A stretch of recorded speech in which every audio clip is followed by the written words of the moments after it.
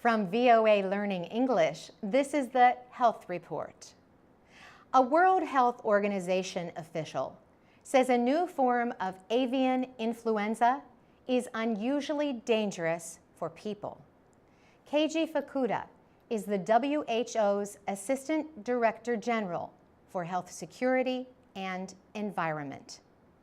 He spoke to reporters in Beijing recently about the H7N9 bird flu virus. As of late April, the virus had killed more than 20 people on the Chinese mainland.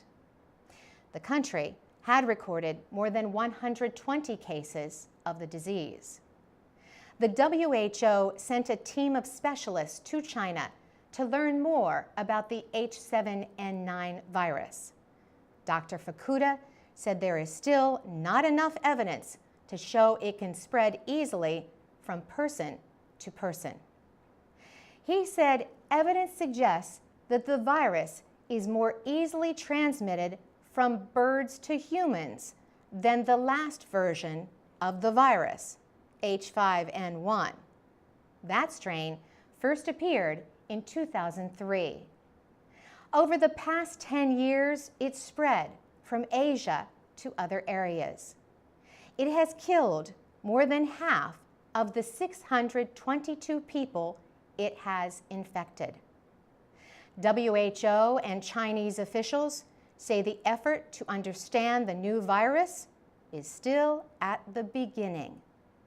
Chinese and WHO scientists say birds infected by the H7N9 virus are the likely causes of human infection.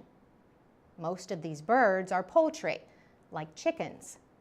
The majority of deaths and infections from the virus have been reported in Shanghai. Officials there and in other cities have closed down markets where live poultry is sold. Chinese officials say more than half of those infected have been individuals who had direct contact with poultry or other birds.